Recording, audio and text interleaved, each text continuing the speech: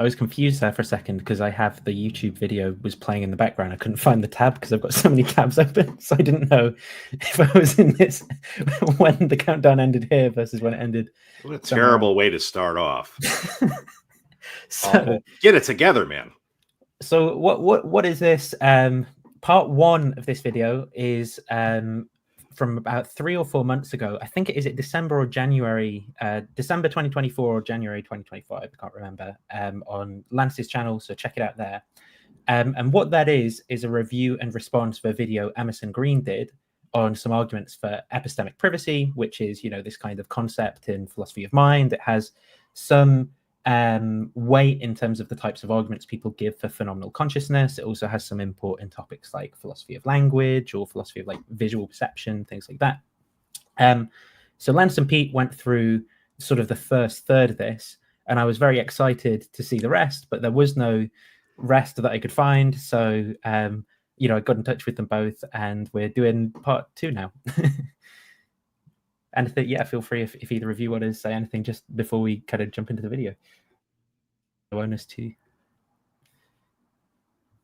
Yeah, okay. Right, well, I'll just start playing it then, and we can, you know, let me know if you want to pause or anything, and we will do that. I'm going to bring the StreamYard tab down here too.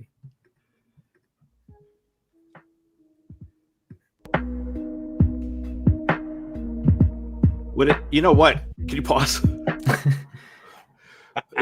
Maybe it's worthwhile to, yes, if I were to like briefly synopsize kind of what came before, in case people haven't watched the first Lance and Pete video or have and completely forgot it. Yeah. Good idea. In December of the previous year. So my foggy recollection of what we covered was one idea being that there's this general kind of phenomenon you might call epistemic asymmetry with respect to things that are mental and things that aren't mental. And then there's this additional question of like, well, how much asymmetry do you need to get the kind of privacy that seems to really find itself at these various controversies in philosophy of mind, philosophy of language, epistemology. And so the more general notion of just an epistemic asymmetry with respect to one's mental states, you could put by saying like, well, you know, there's all sorts of epistemic relations we could bear to things. You can, you know, have knowledge of something. You can have justification for believing in that thing. There's other things that are epistemic. And then the asymmetry is something along the lines of, with respect to my own mental states, or maybe specific mental states of mine, like my phenomenal states, like, you know, smelling the color red or feeling intense pain, whatever, tripping out. Do I know that better than you do? Or do I know it in a more direct way? Or do I have justification for it that is different from your justification you might have? So these are the epistemic asymmetries. And maybe no one denies that there's at least some asymmetry. Like, for example, I know stuff about what's going on in my house right now that you two don't know.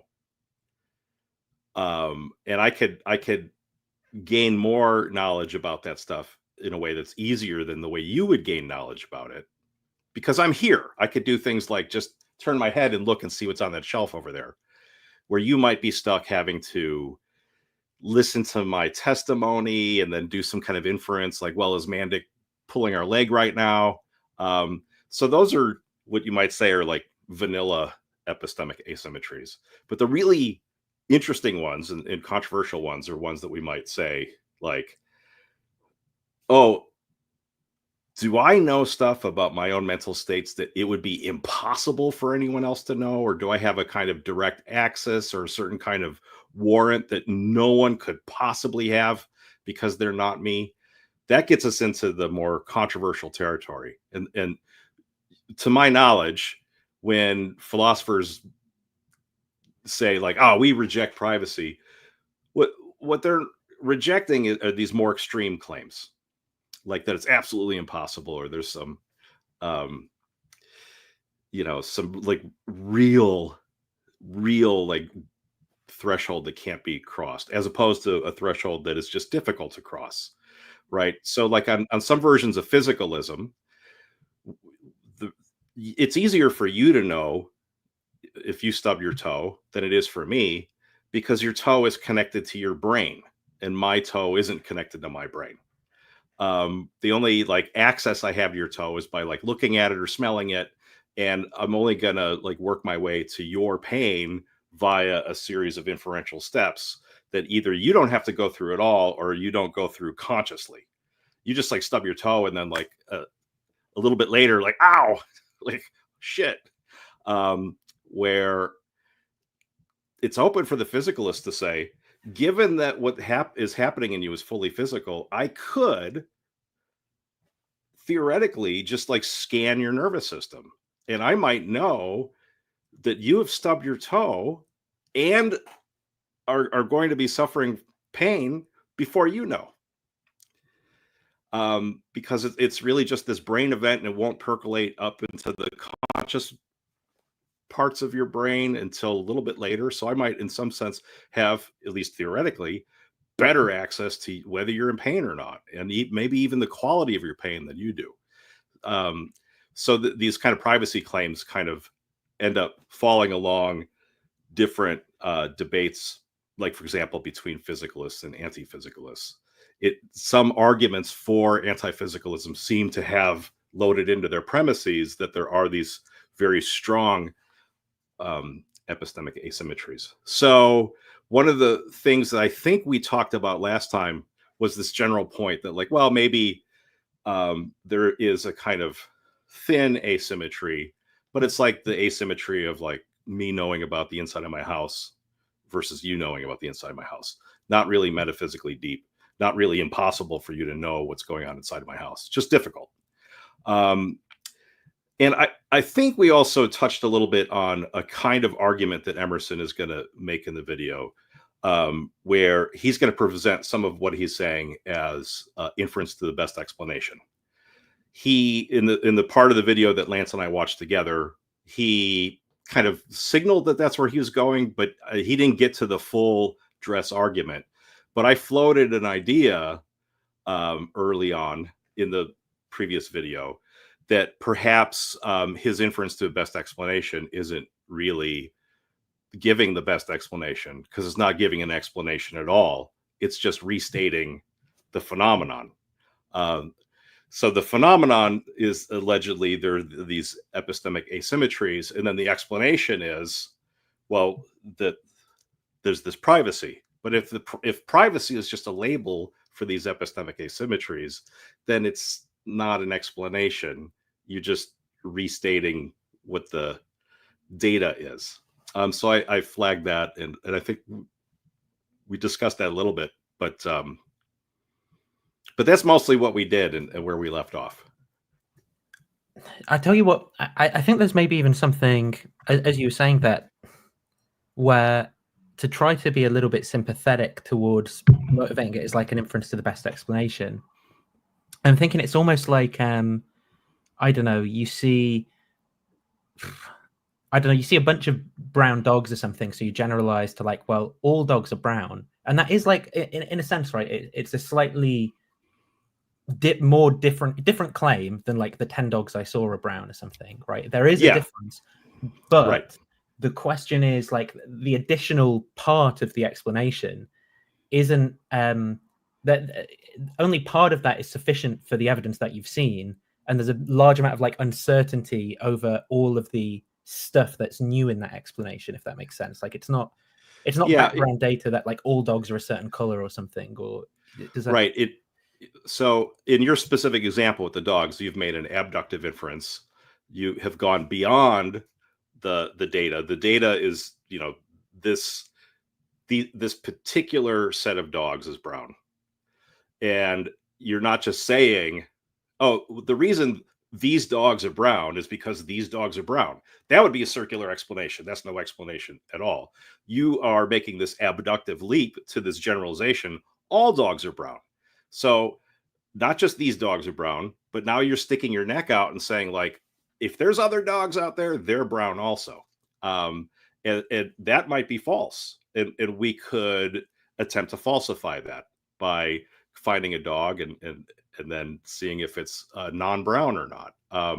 So what you would want in an inference, the best explanation, is for the explanation, the thing that you're making an abductive inference to have some different content from the data, not just be renaming the data. And by the way, I should say, I'm not convinced that Emerson is committing this crime. I was just floating that. Yeah. Maybe he's innocent. I guess what I'm wondering is what does that look like then in the case of asymmetry, if there is like a specific, if there is to be a specific explanation there, like what is the additional content, right? I mean, presumably it's this stronger sense of asymmetry. The asymmetry in principle couldn't be traversed by anyone else. Couldn't be overcome by someone from a different perspective or something. Would that be? Yeah. So I guess it depends on how you state what the data is in the first place. So one way you might state the data is that there's these particular cases and there's these particular difficulties that we encounter. And then the abductive leap, the thing that goes beyond that, might be to say, like, well, maybe it's just impossible. Or in all such cases, there's always going to be this thing that's left out. So that would be more than just a restatement of the data. I was just, I realized I forgot to do Lance Loot as well, Lance. I'm sorry. Do you want to give out the Lance Loot to your audience, or? Oh, I already did. Okay. So yeah, I've messed up this stream so badly. I just jumped into it, didn't do the countdown properly. Just jumped in. Didn't do the Lance Loot. Cool. Okay. Already. Okay. So if I bring back up the video, wherever that, not that view, not maybe that view, maybe that view, and we play it a little bit, then we can see a little bit more of what Emerson has to say then about this argument.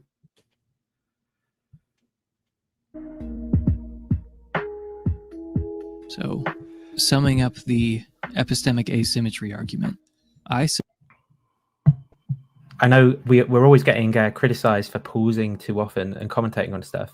Fun fact about Emerson's audio, it's a microphone I sold him, I think, that he's using. So there you go. Well, it sounds good. Submit that it is easier to doubt the consciousness of others than it is to doubt the existence of my own consciousness. Radical stuff, I know. Yeah, this was something I remembered actually when I was listening to you two in the previous episode. There was something you articulated, and what came to my mind was, I think it was when you said this is like a Cartesian sort of argument that Descartes makes, that there's like certain properties that his own mind has of like being knowable by him versus like other people's minds aren't like that. And yeah, it's like is it called like masked man fallacy or something like that? Is there an official name for it? Like if a man comes to you in a mask, then it'd be like, well, I don't know who the masked man is, but I do know who my father is, so the masked man can't be my father, sort of thing. Yeah, so it often gets called the intentional fallacy. Right. So intentional with an S. One way to put it is, I don't know that, right? I believe that this person's not my father. But I believe my father's never worn a mask. This person is wearing a mask. Therefore, this person can't be my father. If you're attributing a property to these separate individuals outside of an intentional with an S context, then you would have a valid application of Leibniz law, which part of which is like, if X has a property that Y lacks, then X is non-identical to Y. But what's happening inside of the context where you're talking about what you believe or what you've said is you can't draw inferences. In some sense, you're not really talking about real properties. You're just talking about like what you think about what's going on, and what you think about what's going on has no consequence for what's really going on. So I know that Hesperus is over there. I don't know that Venus is over there. So therefore, whatever is over there isn't Venus. That's a crappy argument, because who cares what you know or don't know? I'm thinking that there's something interesting going on in these intentional cases, though, which is it's something like, okay, that makes sense, right? Where I'm sort of like, where I have this myself and my subjectivity and the world on the other hand kind of model, right? Because the intentional context is like an epistemic context, right? But in this case, what Emerson is doing is talking about the epistemic context itself, right? Which is, there's almost like a slight subtle difference maybe between, like, you know, these Hesperus, Phosphorus kind of cases where it maybe it's not even, it's not like there's, well, I don't know. I don't exactly know how he's gonna. I mean, and then maybe the answer is play the bloody video. But you know, I don't exactly know how he's gonna articulate this idea of sort of like looking on at an object and observing the asymmetry, or something like that. Do you see what I mean? Yeah. Or is So appealing to that? Yeah. Good. a lot of the literature surrounding this stuff, and not just the stuff specifically about privacy, but also larger issues like, for example, as Emerson will get into, the zombie argument against physicalism. There's all this discussion that is designed by various parties to either pin someone on the intentional fallacy or the masked man fallacy, or to massage things so that you could dodge that accusation. And one sort of move that is often made by the people that are on Emerson's side, which is the side of saying there's this very strong privacy, we can conceive zombies, and therefore that's bad news for physicalism, is to deny that there's this kind of appearance reality distinction when it comes to consciousness.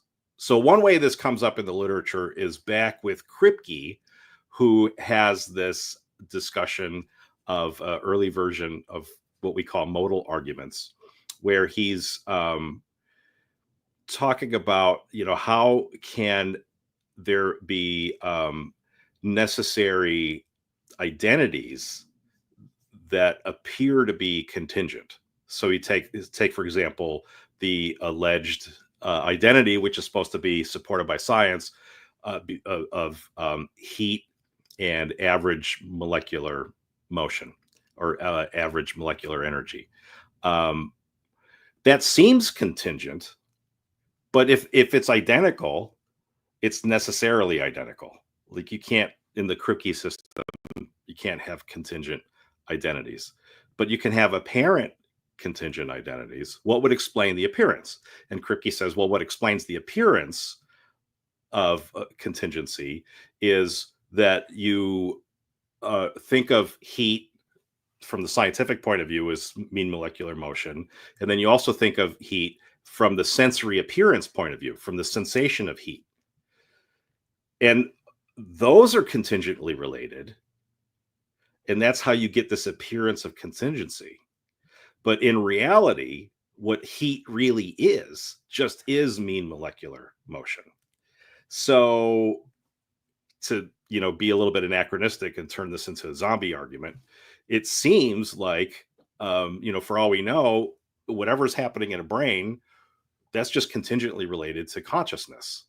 Could you make a similar move and say, like, well, what consciousness really is this brain activity, but the seeming is like the sensation of the brain activity? And then Kripke and people that follow Kripke will say, like, in the case of sensations, like, for example, the sensation of pain, there's no difference from seeming to be in pain and being in pain. And so you can't make the move that you did with explaining the the apparent contingency is merely apparent with the sensation of heat and real heat case. When we're talking about the sensation itself, the appearance just is the reality. And that kind of move to say that there's no difference between the appearance and reality shows up in lots and lots of anti-physicalist arguments under various guises. So Goff and others, they like revelation, and will say that like in having experiences or introspecting experiences, they just are able to like know the essence of the experience. And they need to say something like that, because otherwise their arguments are just either invalid or trivial. You know, there's something interesting here to me as I'm hearing you articulate these views that you know, like I don't know, to denigratingly call them qualia freaks or people who are opposed to the based naturalist accounts of mind that we all subscribe to. You know, there's something in that where more recently my thinking has been, in a sense, sympathetic to some of the things that they're saying, right? Like some of the things that they're saying are like, no, like I do see red, like, you know, I do. Yeah, you know, they feel, I think, like we're denying those things. And my sense has been, oh no, I can kind of see what I think they think we're denying, but it's like they almost like build in this extra step where they kind of like reify the experience into like a thing, and then they like set themselves apart from it as like almost observing like a metaphysical different thing, to just like, no, instead of it just being like I just do see red, it's like, no, I also like almost stand side on and see the fact that I'm seeing red or something, like as a quail or something like that. Does that make sense? Yeah. It's I'm not sure that's the best diagnosis, Sure. but I think that's a somewhat fair way of describing what's going on. A lot of what makes these kinds of perennial philosophical problems so difficult, it's really a whole bunch of problems, and you kind of have to juggle a lot of balls all at once to sort it all out. You can't just focus on zombies and whether zombies are conceivable. You have to get into stuff like, well, what does conceiving even mean? Like, what does it mean to think about something? And what's the difference between referring to the thing and referring to the thing under a description? And is it always the case that when you refer to something, you're referring to it under a description? And what's knowledge, by the way? And you can't, and I said this to Lance in an earlier video, you can't just do a little bit of philosophy. You always have to do like all of it at once. You can't, and so like oftentimes it seems like we're onto something because we don't know the philosophy language we're trampling over, or we don't know the epistemology we're blowing off. We don't see how like the game has been rigged in certain ways by people like Kripke, who they do know all the different connections, and they are setting it up in such a way so that they have an escape route. And maybe you don't know all the stuff that he's put in, all the work he's put in behind the scenes so that he can have that escape route. But yes, so, you know, one way to get at a part of the problem here is in the case of like the Venus case, right? When we have cases where we distinguish between the thing and the way the thing is known or the way the thing is conceived of, oftentimes we could also point out different properties of one and the same thing.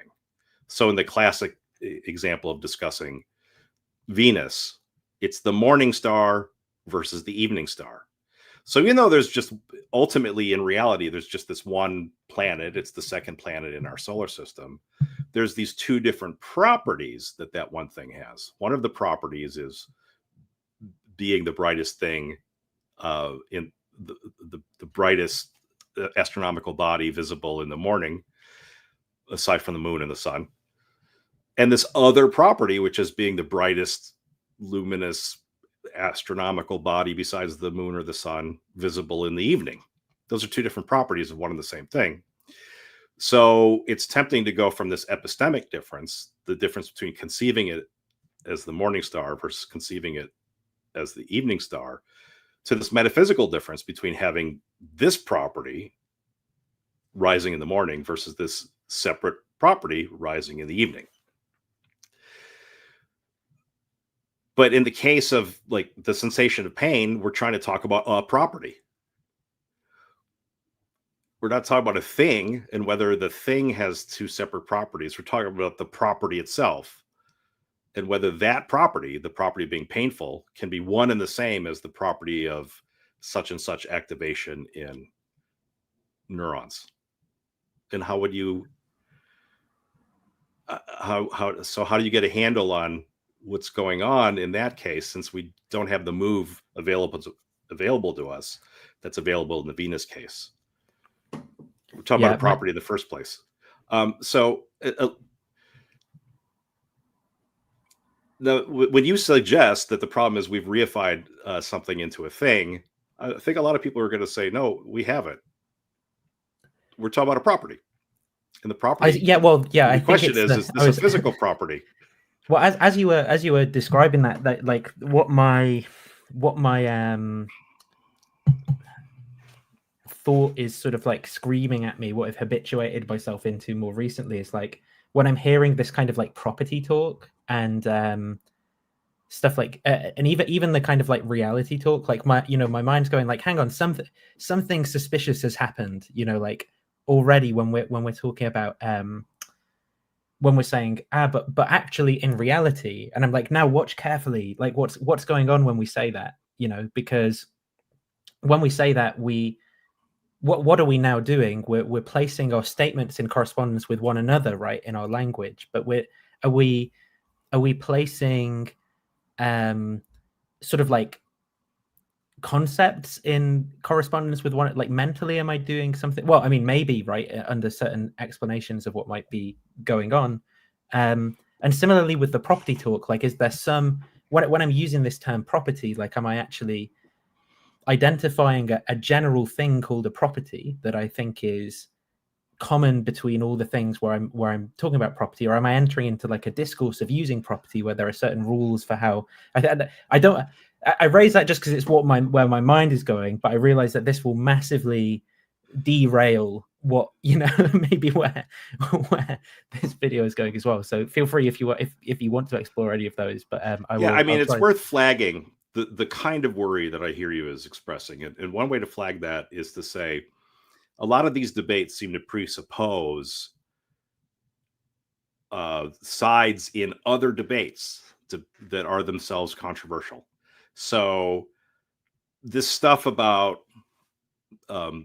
painfulness, the being painful and whether it could be such and such brain state, it's really hard to, and maybe even impossible, to even state what the worry is if you presuppose, for example, an purely extensional linguistic system like the kind advocated by Quine. Like, if all you allow yourself to quantify over are objects, one way to put it is like you're just a pure nominalist about so-called properties. There's no properties. There's things. And anything that you would want to feel tempted to go into property talk about, you could just retreat into predicate talk. And predicates are more things. They're things in a language that you could kind of replace with these other things, which are sets. But there's a way of, according to Quine, doing all the science you would ever need to do in a purely extensional idiom. And one of the things that gets ruled out, besides realism about properties, is also any kind of modal operators. So one way of kind of stating what this Quinean austerity is, in some ways, it's very much like Hume's austerity, right? Where one way of reading Hume is like the only thing you could really, the only sorts of things you could really talk about is like what's here now and available to the senses. So what's available to the senses is like these two events happened around the same time. And you don't get to say like the one caused the other, or one of them is counterfactually dependent on the other. All that is going beyond this concrete here and now experience situation. And so, yeah, there's lots of different ways to take a problem and sweep it under the rug, or just walk away from it. One of the ways to say like, well, I'm going to give up property talk. Well, no, I don't know. Even if it's, I think even with the way, you know, the kind of like Quinean approach, which would be slightly different there. I think it's in my thinking where I'm leaning more towards pragmatism, in over the past sort of like year or two. You know, I'm thinking more than just of like, you know, I begin with using my words or something, right? So then I have to just pay attention to like, what am I actually doing as I'm talking about properties, and as that's the way that's where I'm leaning towards thinking about when this kind of like talk is coming up, or similarly when the way that say someone like Quine might want to frame it in terms of like, you know, they talk about set theory and extensionality and stuff like that, like but then I'm like, hang on a second, what did I just do? And I kind of like watch myself and I'm like, well, I drew a little squiggly line like this for a set, and you know, and I said this word extensionality, and but like, have I like referred? Have I got beyond myself? Have I, you know, I'm kind of like watching. I'm just like, oh, I'm just producing activities and existing. And have I solved? Have I created or solved problems around? For me, I don't know. I feel like this I'm articulating things terribly, but this sort of pragmatist disposition for me is kind of just dissolving a lot of the problems in the first place. Like I really have to get in the mood of like, okay, I'm gonna play philosophy now, to like, you know, to be sat down with like, here's the position on one side, here's the position on the other side, here's a, yeah, I don't know, that not an argument, yeah. I can relate to a lot of that, and part of what, you know, keeps me from not blowing my brains out is to just think of it as a kind of play, instead of like, oh, I've got to get the right answer or else I'm gonna die. Yeah. But more like kind of a little bit of play. And so, you know, if you and I were going to do some Shakespeare together, like, okay, you're going to be Othello, and now there's certain like rules of the game that we go along with, and there's still other things that we could figure out and negotiate within that, you know, common space. And so with a lot of this stuff, for example, like I just enter in and assume physicalism is true and do my best to defend that, even though I could easily switch to a different game space in which I appreciate that physicalism is really screwed up. And at the end of the day, I wouldn't want to say I'm a physicalist, because I don't think you could give any kind of useful global definition of physicalism. That's just ultimately, I think, still a silly project. But there's this local project that I think is very interesting, or local question. And the question is whether consciousness can be explained. So one way of getting into that is to play the game of properties, and to say like the so-called consciousness properties, can we explain them in the way that we generally accept that you explain things, by showing how they resolve into these separate properties that are individually not conscious, but when you put them together, they are. Can you pull that off? And what are the arguments against that? Are those arguments any good? And that's an enjoyable game to play. Well, do you know what your explanation there sounded like to me was like almost like, you know, Pete Mandik explains to a very autistic person how to communicate with normal people who are doing philosophy to achieve their goals, or something like that. So, you know, I'm on board with what you said. It's just kind of like funny from my point of view, like having to that I need some of the, I don't know, the social rules like spelled out for me about how it will be received by other people and things. So yeah. Well, don't take anything I said as advice on how to get along with the other people, because I think a lot of the other people are assuming that they're doing something more than just messing around.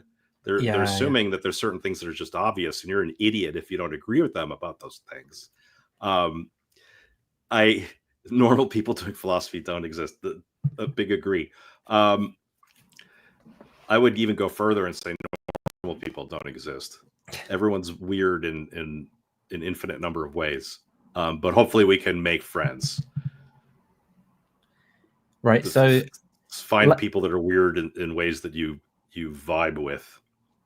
Lance is back. Hopefully he is full. I think we shall play a little bit of the video now. Finally, sorry guys. How much have we gotten through so far? More like 30 seconds? Yeah, something like that. We're already going to get these ruthlessly critical comments. Nathan, you have the most critical critics. I know. What is like people in my videos are so nice. Oh, great. Now they're going to come over to my videos and start being critical. No, because your audience is so nice. Yeah, so, but you have people in your audience, and it's not that it's a bad thing to have critics, although I get a little snippy with them. Like it's good to have critics, but they're just it's always like you did the entire video wrong and I hate you. Yeah. And it's always something like that. And then it's like, if this is a pattern that you hate all of Nathan's videos, why are you watching them? I think I brought it on myself. I think honestly, I've brought it on myself. I've realized this recently. It's because I spent so much time over the past 2 years worrying about like fascism and stuff that like I've been really seeking these people out and that the like types of content that they consume. And then I've realized what I've actually done is, you know, a lot of these people are being driven towards these views by algorithmic systems, and then they're like hate watching me and they just exist hate watching me. But yeah, that's another thing for another day. This is not the channel to hate what, because like you'll do like you've done like 10-hour streams, right? Yeah. And people hate what? Like it's one thing to hate watch like a TikTok or short, but people, that's like dedicated hate watching. It's okay. I think I tell myself that God is teaching me an important lesson about my moral failings through this. So yeah, right. Let's play. Oh, you go ahead. Hold on before we play, because I haven't said anything. But you do. There is somebody in the chat that's pointing out. Someone was giving me a hard time because, like, in our last discussion, I said something about how I have no idea how like microphones and cameras work. And then they were like someone was really upset by this. Like they thought I was encouraging ignorance and like that, because like sometimes when I speak, I sound excited and I look happy. So I'm sitting here saying, I don't know shit about anything. I'm an ignorant idiot. And then they interpreted that as me saying like, hey, everyone, get excited about being a moron. Don't understand how anything works. Be a total ignoramus. Like that's a good way to be. And that's not what I'm doing. But that's how they interpreted it, and I thought that was a funny criticism. But one thing I will say about that is there is this thing called the illusion of explanatory depth, and this is the tendency for people to think that they have a pretty good idea about how things work, and they frequently don't. And when you start, digging past surface level of like what's a toaster, and you ask people like, okay, but like how does a toaster work? My guess is that the vast majority of people would be completely unable to explain. And apparently there's empirical data supporting this tendency for people to overestimate their understanding of how things work. And this isn't a question, because they had also made a comment about this, about how like to make a pencil or something, there might be 17 different types of industries and manufacturing. And like no one person in the line of manufacturing knows how all the other things work. It's not referring to that. It's just like, how do combustion engines work? How does a bicycle work? How does a plane work? Most people don't know about how most of these things work. And the only point that I have been trying to stress in these contexts is that there's a big difference between me as an individual not understanding something and the thing in question not being the sort of thing that it's possible for someone to understand because it's meaningless, because it's nonsensical. And what I don't do is go through the world thinking, I don't understand these things, therefore they're nonsensical or they don't make sense. Because if you think about it, because I, like literally everyone else, including the person criticizing me, doesn't know how most things work. Maybe they know about how toasters work or whatever my example was. Microphones, I think. Maybe they know about how microphones work. But there's probably going to be something that they don't know a whole lot about. I don't know how shoes are made. If it's not how shoes are made, then how people fish in how people used to fish in the Middle Ages or something. I don't know. There's going to be something they don't know about.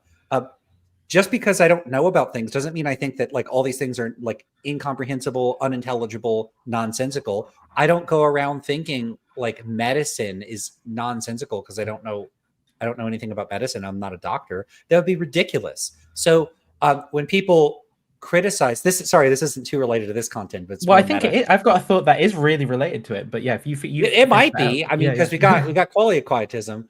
So I guess it is related. But when you say that, I think that that's not meaningful. I don't think there's an intelligible concept to be had here. The reaction of people that are invested in that concept's alleged meaningfulness is something like, well, just because you don't understand it doesn't mean that there isn't something to be understood. Or it seems like the only reason you think this isn't meaningful is because you don't get it. And that's not what I'm saying or what anybody else that's making these sorts of objections is typically saying. And for whatever reason, the people that are on the receiving end of that's meaningless type criticisms, for whatever reason, they seem to think that it's just this straightforward appeal to incredulity. Like, I'm just such a slobbering idiot that I go, I don't get it, so it doesn't mean anything. Yeah, yeah. And like, I just don't do that in any other context. And it's like, think about all the other contexts where I definitely don't get it. These are topics where, look, I'm not a specialist in philosophy of mind, and I don't focus a lot on quality quietism. Most of my stuff is directed at metaethics. But think about that. It's like a topic that I've spent years studying and talking to people, and I talk about it and write about it literally every day. Why would they think that I'm saying I don't get it? It's that I think it's not meaningful in virtue of the fact that I do get it. I think I get it, and that because I get it, I can see why they're full of baloney. It's not that I think I don't get it, so they're full of baloney. I think I can. Sorry? I think I can bring the weave back into the philosophy of mind, though here, Lance. Right, Okay. where when you're talking about these sorts of explanations, where there are explanations that you sort of like know people have a theory, right? But you trust that there is like they're not just completely conceptually confused.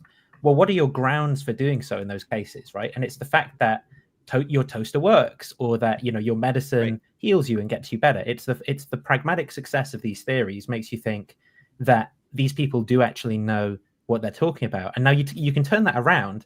So this is what I thought was interesting about what you were saying about how you can basically create an explanatory, gap between anything, because it's basically just a feature of a person's ignorance about something. Really, it's not. It's not like it doesn't. It's not a feature of things that you don't know about them or something. And yeah, but this is what people obviously do with consciousness, right? So then you've got to ask, well, what would it look, what would our grounds be by way of parity to think that these people who are talking about consciousness know what they're talking about, right? Well, presumably they'd be able to do something about it. So, people love to say like intuition pump on, say, Mary's room, right? And say, and this isn't going to be quite formally valid as a counter argument, but say, if just imagine a scenario where physicalism is true, it can't get you to being conscious, to having consciousness or something like that. But I think there's like a parity thing here, which is like, so what's the upshot of that supposed to be? Like panpsychism is true, or idealism is true, or some non-physical theory of mind is true. Like what does that theory give you, or do like can you get experiences into people's mind now you have this explanation? Are you like better at controlling your own mind? Can you can you beam thoughts or control people? I don't really know if we were supposed to have grounds here for believing that we actually have good explanations here. I would think that those explanations would be able to do something, but then again, you can just challenge my you say grounding explanations, not not pragmatic explanations. But yeah, that's what I was thinking on what. Yeah, it just those alternative explanations, like if you reject physicalism or empiricism or pragmatism or all these sort of loosely aligned approaches in favor of panpsychism or dualism or something like that, I would start to ask questions like, but what does your theory do? How does it help me make predictions? How does it impinge on my experience in some potentially observable way? And if the answer is it doesn't, but it doesn't have to meet those standards. Those aren't the standards you use for theory selection.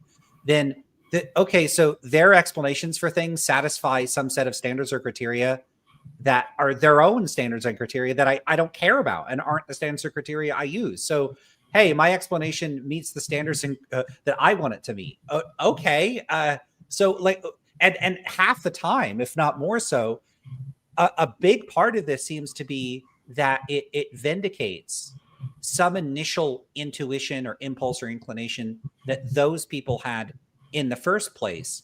And so, you know, like a really big point in favor of some non-physicalist view of consciousness is, hey, it sure as hell seems like it's non-physical. Okay, but it doesn't seem that way to me. So that doesn't count. It's not helping the view that it vindicates some intuition that I don't even have in the first place. So there's something. It's almost like these alternative views. You know, they do that thing. You paint you throw the dart and then you paint the bullseye around it. The arguments that they have happen to satisfy the criteria that they have, and it's, you know, they're a perfect match. What a coincidence. But I don't care about any of the standards that they're using or the arguments that they're using to meet those standards. Like, so even if they met the standards, I wouldn't be satisfied with that. Right. Well, let's play a little bit. Let's get into Emerson's argument. I'll try and let a good chunk of it play, so we've got something substantive to sort of comment on. Let's go.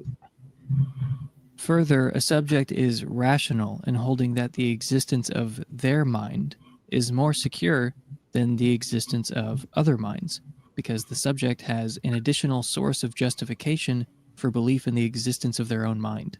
Whatever I have to support the existence of other minds, I also have for my mind, since I can observe all my physical behavior, for example, in a mirror or on a screen or with some scientific instrument. But it appears that I have something else to justify the belief in my mind. I don't know if I agree with that or if that's true, because, you know, that caveat of in a mirror sounds very suspiciously similar to putting someone else in like an MRI machine and looking at, you know, brain scans or something, you know, like under the right conditions, it's like saying in principle, because of course we don't see, you know, I don't see my facial expressions unless I provision myself with the right apparatus to remove the asymmetry or whatever, right? Yeah. That I do not have to justify my belief in other minds. So I think there's an epistemic asymmetry between one's own mind and the minds of others. That's how we get a problem of other minds to begin with. Here, it's not necessary to take a hard position on what that something else is exactly, just that A, it provides a source of justification for the belief in my own mind, a source of justification that I lack when it comes to the minds of others, and B, that it's private. So why believe that the extra source of justification is private rather than publicly accessible? Because if it were not private, then you could cite it to support your belief in the minds of others.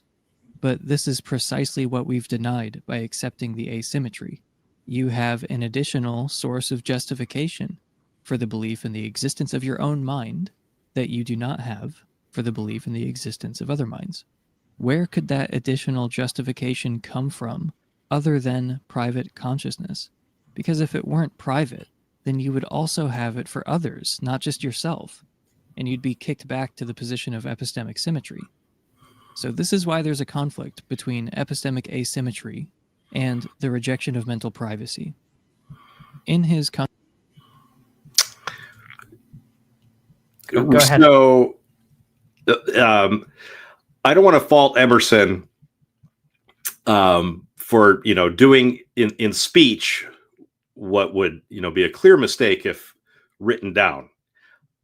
Right. When we speak, we're sloppy in ways that, you know, when we write, hopefully we're a lot more careful.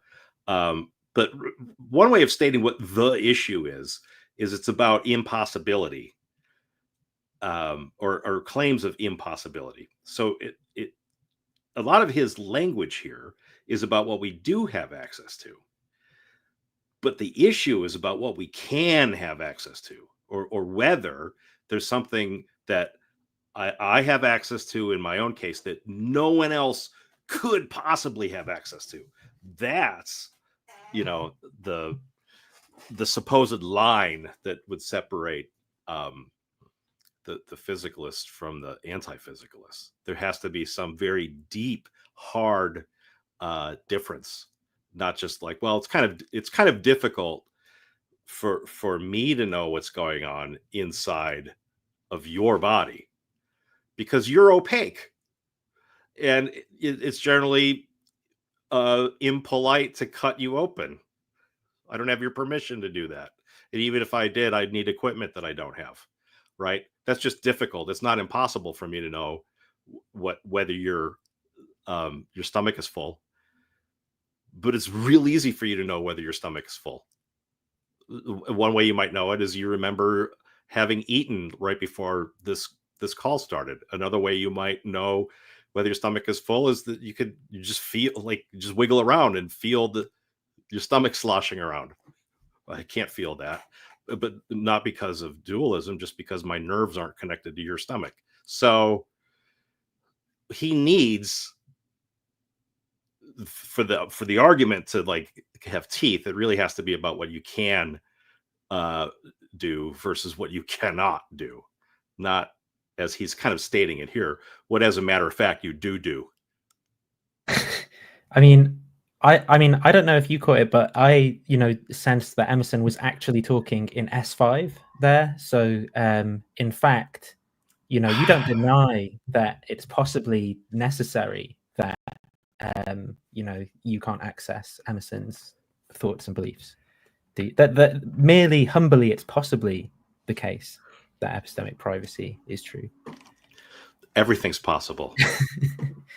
But in S5, including the falsity of S5. Yeah. Yeah. So what do we think about the argument? So let's just retrace though that argument that he just gave, because I can't remember exactly like how would you kind of like formalize the premises there? Maybe if I've got a transcript, if I get a transcript. I mean, so one way to go would be something like this. Whatever I have access to about you, I also have access about myself. Mm-hmm. In this kind of modal way, whatever I'm able to have access to about you, like what's going on in your stomach, I might have to cut you open or do an X-ray or whatever. All your objective physical properties that about you that I have access to, I also have access to about myself. Mm-hmm. In some cases, I might have to look in the mirror, or I might have to get an fMRI, or I have to pay somebody to cut me open.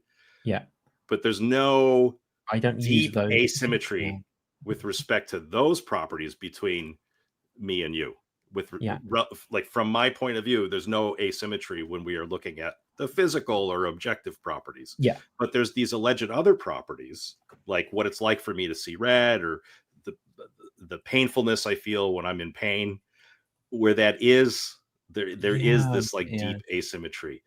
Now, what gets a little bit cloudy is what's the premise and what's the conclusion. Ultimately, that's what he wants to say, but what's supposed to be the argument for it? It's almost like it's like a reverse private language argument or something like that, right? It's like the fact we don't use other people's private samples or something in our identification of them as being conscious. But we do use something like inference to the best explanation, and that inference to the best explanation is predicated on the fact that we already know that we're conscious by our observation of our own experience or something like that. But then I think like that's almost like question begging in a way, because the fact that you started with that in the background then, and then you kind of like reason about this other stuff that other way is kind of determined by thinking about it like that. And I would almost think about it the opposite way, where I'm like, actually, that's a really good point, Emerson. Like, but that is why I don't think, I'm like, actually, I think it's the same in both cases. Like I use your behavior, like I just observe your behavior or whatever, and I'm like, yep, you're a person, you're conscious. And I do the same for myself. Like I just do observe that I'm going on, right? I'm just like, okay, I'm existing, I'm moving, I can continue to act, I'm alive. And that's what I do, rather than that I like check a private, I don't check a private sample in my own case or in your case. It's just, yeah, like it's almost like driving the consistency the other way for me, what I think he's touching on. So I think that he has a couple different ways of making his argument precise. And the slight differences will result in him having to field slightly different objections. For one way for him to present the argument would be to making an inference from the way things appear to the way things really are.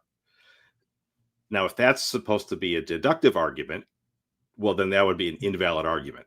However, there are other arguments besides deductive arguments. For example, there's abductive arguments. And as he says many times, he's trying to do an inference to the best explanation. So that gets him off the hook a little bit. Like, sure, it's deductively a fallacy, but if it's not supposed to be deductive at all, then, you know, you got to figure out something else to complain about. So it might be a move from, well, things appear this way. What would it explain they're appearing this way? Well, here's this other thing. They really are that way. Now, there's a slightly different argument in this ballpark, which specifically has to do with inference, where the asymmetry has to do with when it comes to me knowing stuff about the inside of your own mind. I have to resort to inferences. Like I see you frowning, and then I'm like, what would cause frowning? Oh, I know. Philosophy. Philosophy. Sadness, pain. That's what. So I make an inference, but in my own case, quite plausibly, I don't make an inference. I just like feel the pain. Now, one of the things that you have to address is the possibility that you are drawing an inference. You're just not conscious of the inference. Yeah, that's true. Yeah, I mean, you could say that, but then I'd say you're repressing memories of all sorts of things. Like I find these just very dangerous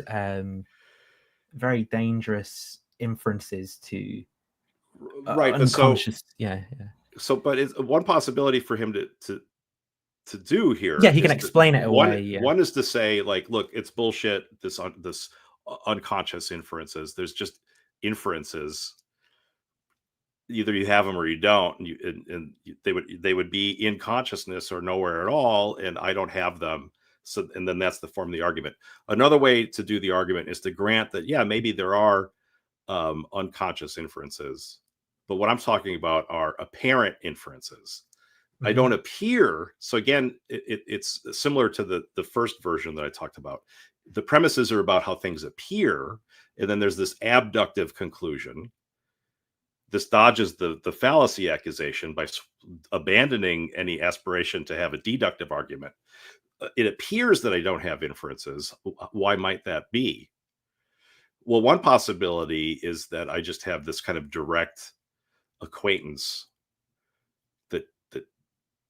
so what explains the appearance is that what's really going on is this metaphysical thing, which is like this direct acquaintance relation or revelation relation or something like that. Yeah, isn't there a paper? Did they call it revelation? I remember there was was there a debate between like Edouard Macheray and someone on the Mind Chat podcast? Well, Goff is a revelation fan, and Macheray was on with, I think, Michelle Liu. I don't know if she's full on revelation theorist, but that's definitely Goff's jam. He loves revelation. Yeah, of course. So they do, like, just to clarify, that they are happy calling it like revelation as a. Well, some people are, yes, and some people. Others will call it like Russellian acquaintance. Yeah. Interesting. But one thing that's very common is like amongst anti-physicalists is to hold that there's this like special kind of epistemic situation with respect to consciousness, qualia, whatever. And it's that special sort of epistemic relation that gets these anti-physicalist arguments off the ground. And that behooves physicalists to try to prevent them from claiming that epistemic relation. And just on this point, are you could you just articulate, like, in terms of the appearance or the experience, like, is all of this according to them in the experience? You know, like what you know, like how ramified is the seeming sort of thing? Well, one way to put it is consciousness and instances of consciousness, like a feeling of pain or seeing red. They have essences, and you can know those essences, Right. Yeah. either just by having the experience or by having the experience plus being rational and paying attention to the experience, right? Because maybe they want to grant that babies don't know the essences of their experiences, even though babies, they want to say, feel pain. Yeah. Why wouldn't they? Well, maybe it's implausible. Yeah, because babies aren't doing meta philosophy. representations. Yeah. But nonetheless, like it's fairly common to see this move, like with the Kripke thing, to say like, well, I know what pains are, and like I don't just have a mere appearance of pain. I have in being appeared to painfully, I have the pain. One way to put all this to kind of like expose, I'm sure anti-physicalists are going to think I'm being a total asshole and completely unfair, but I'm going to do it anyway. So take, for example, the conceivability argument stated in terms of zombies. I could conceive of zombies, which we might state as I can't rule out a priori the possibility that there are zombies. And so therefore it's possible that there are zombies, but if it's possible for there to be zombies, then consciousness can't be identical to anything physical. The painfulness of pain can't be identical to some property, a physical property a brain has, or a brainy property. Now, there's a way of restating that argument that really kind of reveals, pun intended, what's a bit cheap about revelation and similar sorts of moves. One way to talk about like what you can conceive of is to talk about like what you know about things, right? So here would be a valid argument for anti-physicalism. I know what consciousness is, and I know that brains, purely in virtue of their physical properties, don't give rise to consciousness. Therefore, consciousness is not physical. That would be a valid argument, especially if we explicitly add the premise that if you know something, then it's true. Truth is a necessary condition on knowledge. If you stated that baldly, it's a completely question-begging argument for anti-physicalism, right? In order for it to really cut any ice, that you have this epistemic relation to zombies, it presupposes you know what consciousness is.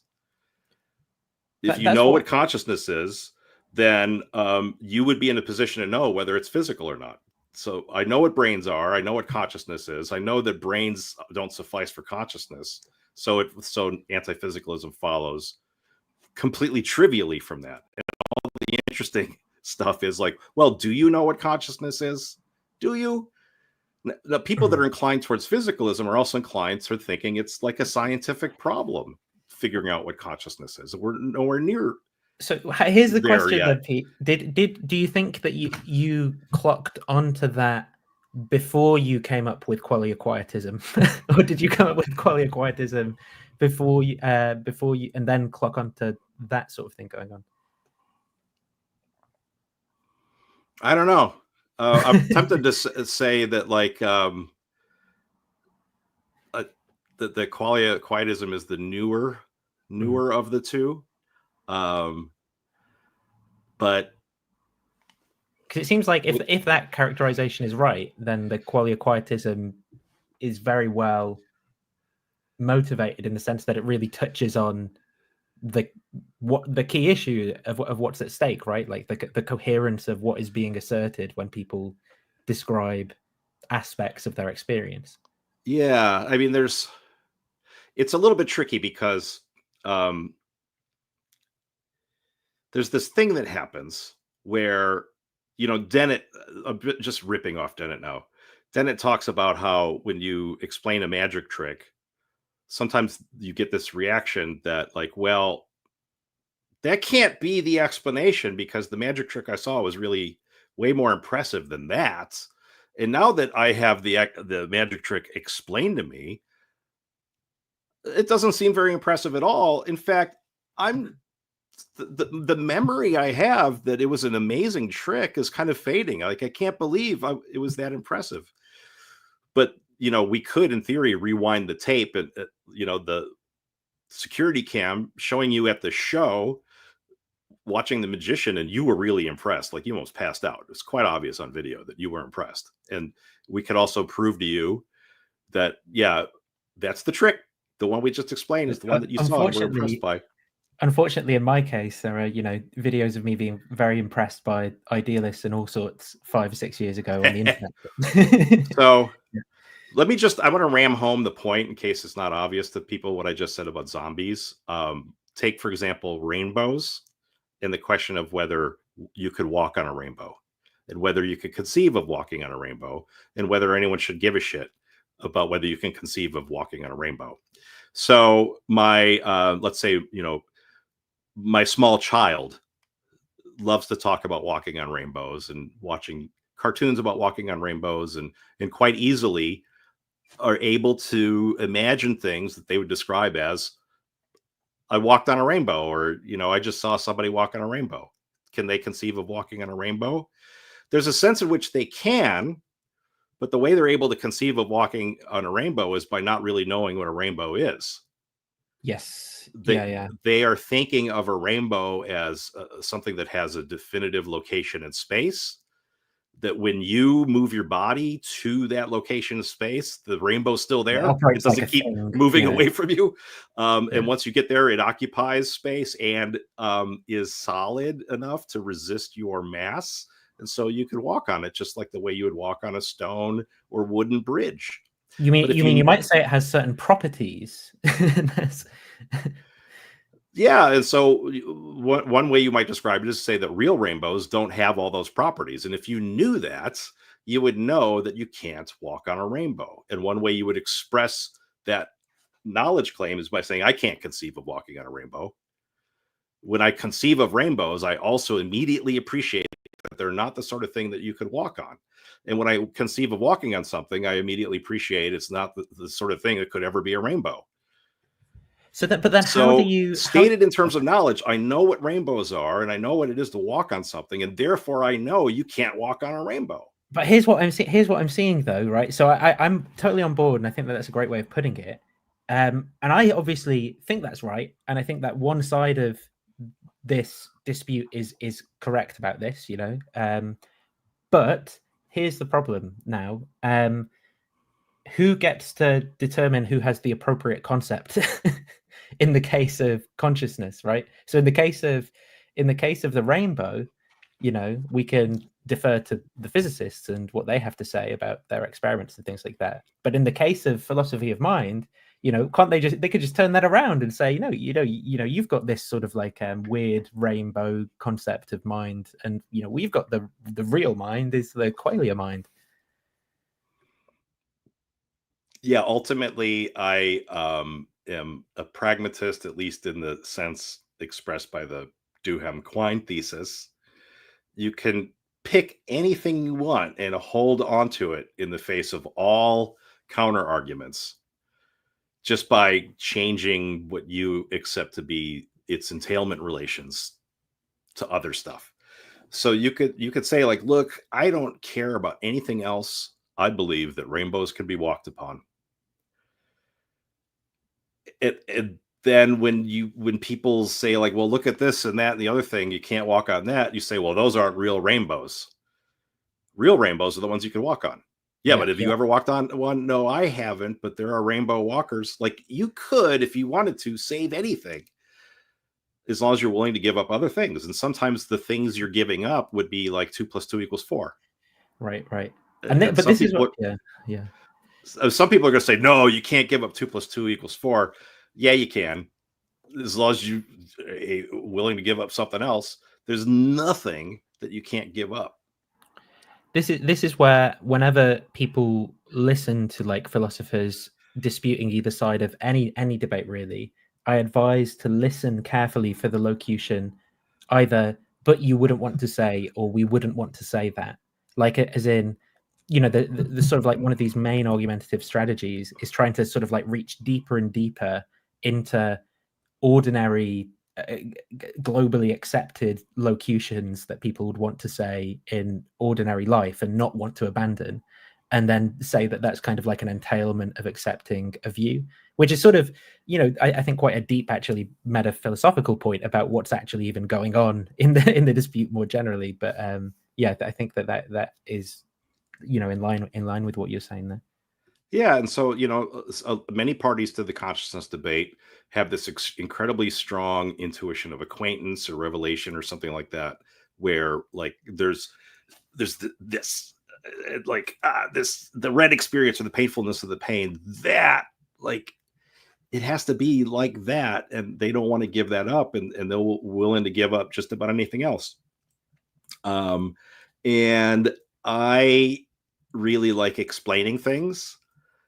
I really, you know, at an early age got into a general kind of naturalism and saw how you could explain the seasons and chemical combination and this general sort of picture. And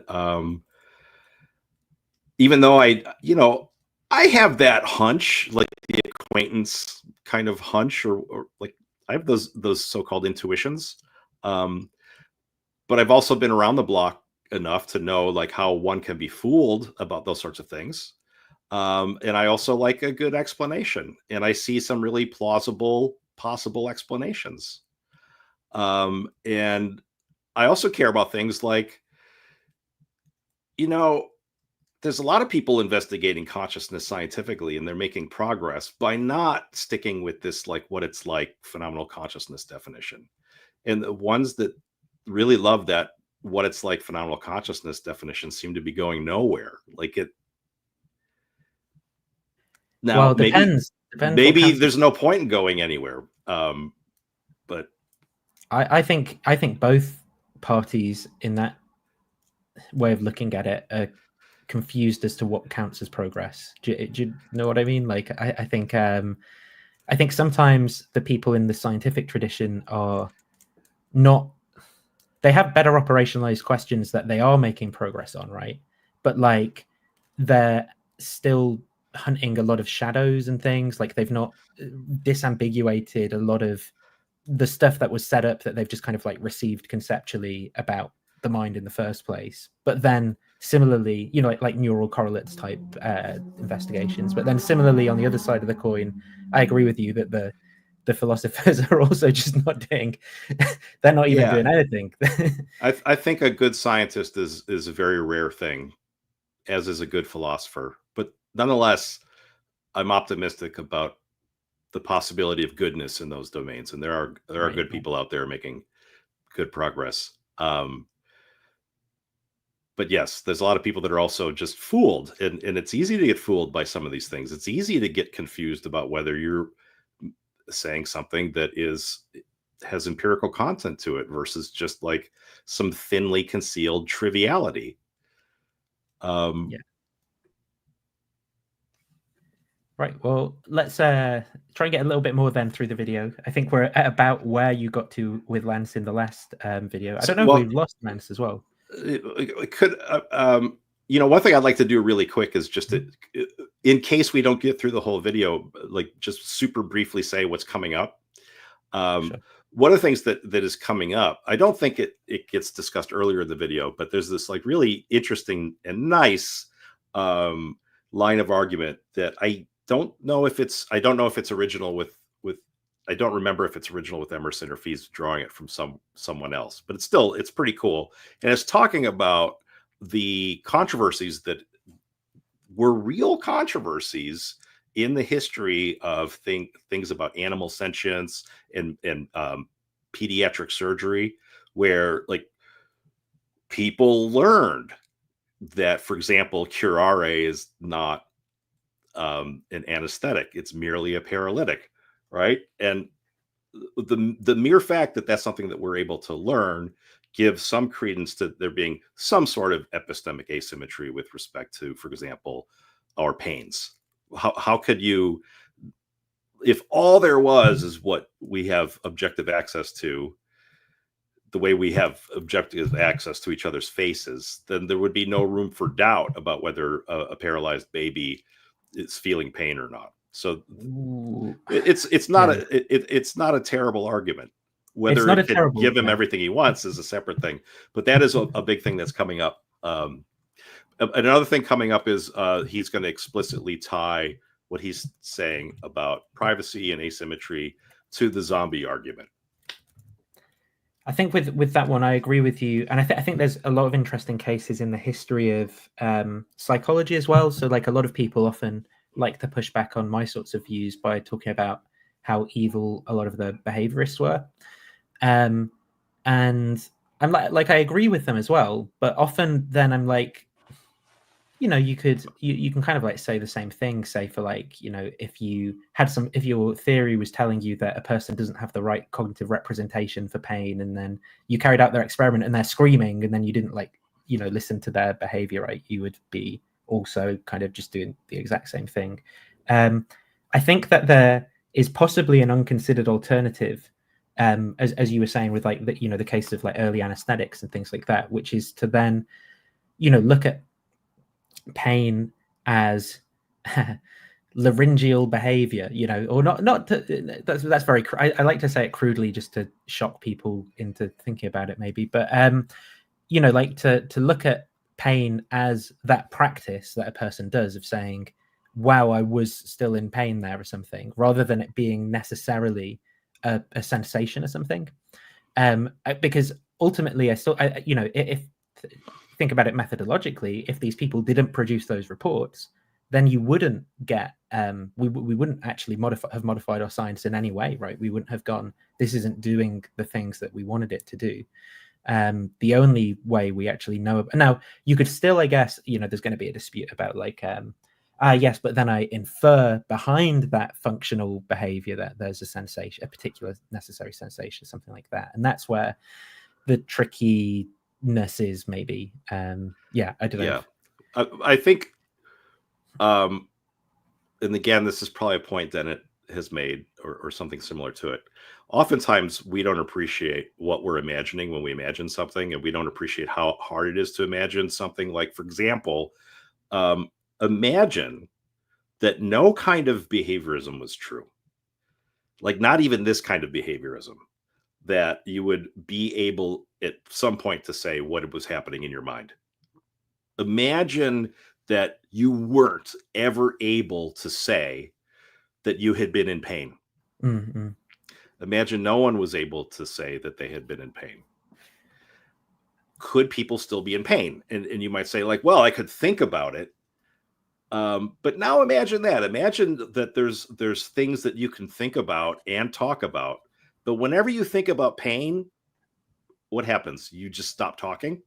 Well, this is like, is what, where I what think. are we even supposed to imagine? Well, this is what, yeah, total non-behaviorism. Well, this is where, yeah, this is actually where I think this is, you know, like almost Chalmers 2D semantics type thing comes in, because it's like you're asking that question to me as a person who has been habituated into pain language, right? So I as a competent pain user am being asked a question about you know, involving imagination and so forth, right?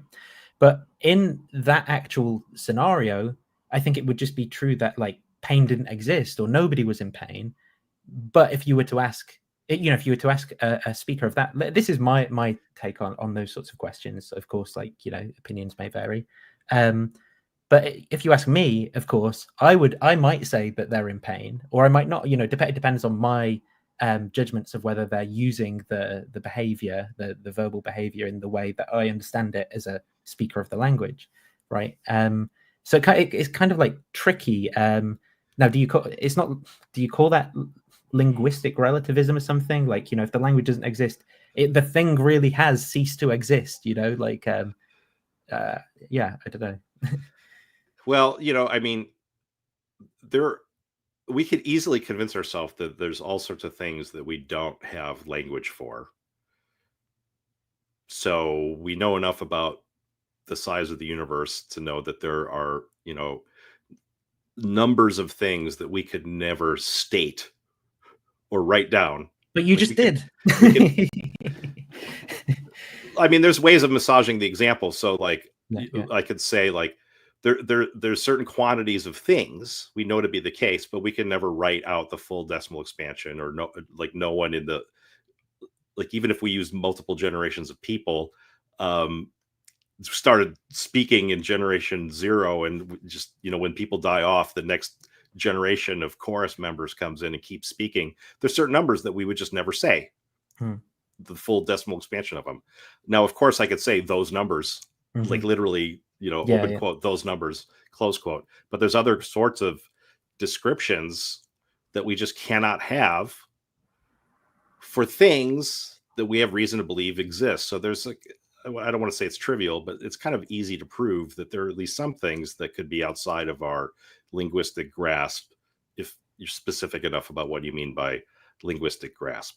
But to imagine that somehow people have pains and they're conscious of the pains, but they are in no way able to communicate that fact, but otherwise they're able to communicate facts, including facts about what's going on in their minds. Like once you really start thinking through the ramifications, you realize, like, maybe I'm trying to imagine a four-sided triangle here. Like that just doesn't make any sense. Wait, sorry, could you just run through that last part again? I think my brain was not caught up with the. Like, you can't really imagine a four-sided triangle unless you funny business, like imagine it from the side view, right? But I mean, sorry, the pain bit was the bit I missed, not the. Well, imagine that people can consciously experience pain, but aren't in any way able to communicate that fact, the fact that they're in pain. Yeah. Well, what are we imagining? Are we imagining people that suddenly fall silent under certain situations? Right. And can't even tell us after the fact why they were silent? Yeah. But this is like your rainbow example where, I feel my intuitions about language are so shaped by, thinking of it as a public behavior that, like the only way that people being in pain makes sense to me is through a public behavior, right? So I know what you mean. Like I don't, but then I'm like, is that just because I'm kind of like question begging in the? Well, I would like to suggest to you that part of it is you're having access to things that aren't strictly speaking public behavior. You're having access to like your own dispositions to start speaking, or your memories that you were speaking a little bit ago. So some of what you have access to is not strictly speaking outwardly observable musculoskeletal behavior, but nonetheless there are certain like counterfactual relationships such that there wouldn't be anything that's inexpressible in some sense or other. You would be able to talk about it after the fact, or you'd be able to talk about it indirectly. It couldn't wholly escape everyone's ability to comment on it. It's like trying to imagine that from a first person perspective, and it's like, what the hell even is that? Like, that you couldn't communicate it in any way whatsoever. What happens? You just go, you have that urge to speak, and then just that nothing happens. Right. And what we can't find any inner cause of that, and then label that pain, like that somehow like would never occur to us. It's very peculiar what that would even be. One of the things that I was hoping to have time to mention, by the way, did you see Lance claimed that he had some kind of food crash, like he desperately needed food? And I've not seen. He did say, he's in the private chat. Yeah. Said, I'm weirdly hungry and have to eat.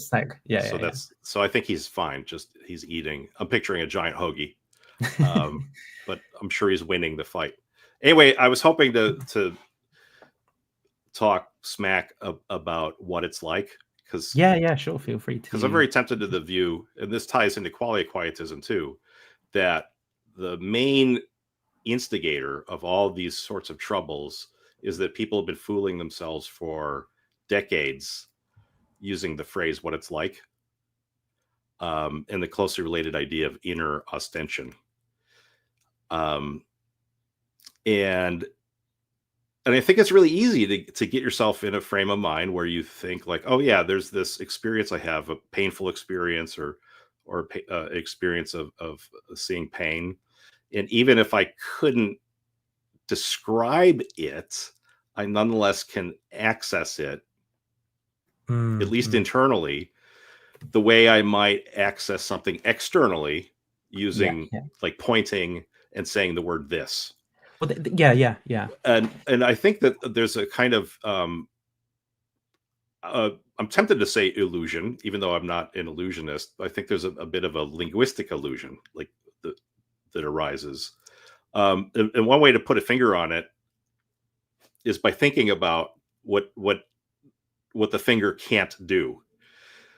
So if I said like, hey, Nathan, what's that thing?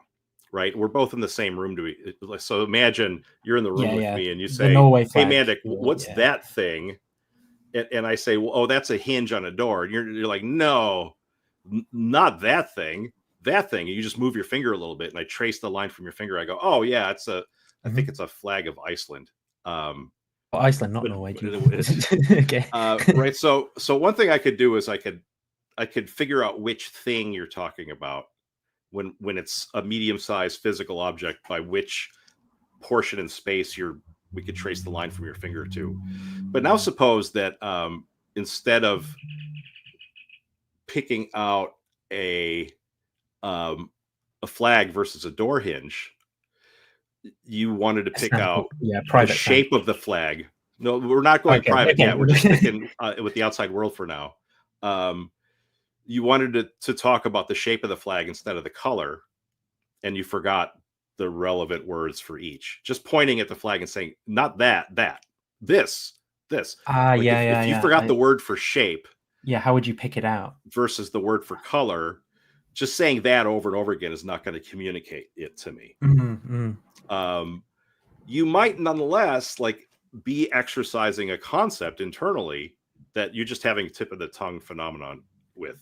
Right? You forgot literally the words shape and color, but you still have the concept of shape and color.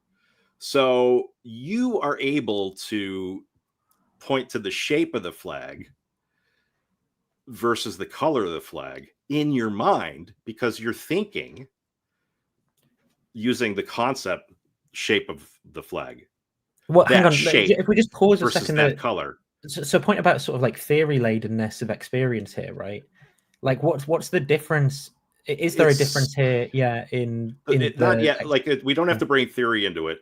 Okay. Ultimately, I think we should, because what else would a concept be? Yeah, what does it mean knowing to have a bunch shape? of stuff? Yeah. Right, like to know what a shape is, you have to at least know some stuff. Like, well, a shape is something that you could define on a plane, which is itself maybe a thing you could define in terms of two collinear points plus some point not on that line. That would define a plane. Blah blah blah. Right? There's going to be more always that you could say about what a concept is, and that set of things is like a little theory. So part of having some concept of birds is they have some kind of theory of birds. You can't just like just have this single atomic. This is somewhat controversial, nonetheless. I don't think you could just have a single atomic concept of birds that just allows you to think of birds. You can't think about anything else in the whole universe, right? We don't have concepts one at a time like that. But my point is just about pointing and the word this and how powerless it is, especially when you're talking about multiple properties of one and the same object. Well, with respect to two different objects located in two different portions of space, you could just move your finger and keep saying this. Is this not in a way, at least how I'm interpreting what you're saying here, though, is almost again motivating towards pragmatist type views, because it's when you think about this. We'll get to sans pragmatism. communicative content. It's not pragmatism yet. In fact, it's Well, not 'cause I'm even thinking, public. It's not even the private language argument yet. well, We what I could mean, get there. sorry. Well, maybe if just I'm thinking is, we can go on with this if we're embodied, right, and able to trace around a shape or so. Like there's sort of ways that I'm thinking. It's when we're communicating about this situation, but all we have are the resources of the language, disconnected from our embodiment and our ability to. Right, but I'm still going to be able to change the example. Okay. Right, so you like, okay, instead of pointing, I'm like tracing, right? So that's going to make it more about shape than about color. Yeah, Well, there's now still I then could a say, sensation, well, yeah. what if you were trying to point at rectangularity versus Trace rectangularity. rectilinearity, right?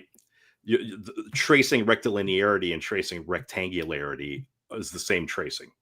Mhm. There's always going to be what you're pointing at on the one hand, and then multiple properties you might be trying to attend to on the other. And the only way you could pick out in your attention what the different properties are is by having different thoughts, different concepts. So in the case of the flag, when you want to you want to point to the color and not the shape of the flag, you have to be thinking color versus shape. You can't just be thinking that. Could you that it's got to be that color Yeah. versus that shape. I see Are you what with me so yeah. far? I think so, but I think I now need an account of a concept. If that a concept is roughly what anything you're able to think about. One way into a concept is it's kind of related to thoughts, the way words are related to sentences. It's kind of like knowing how to use a word.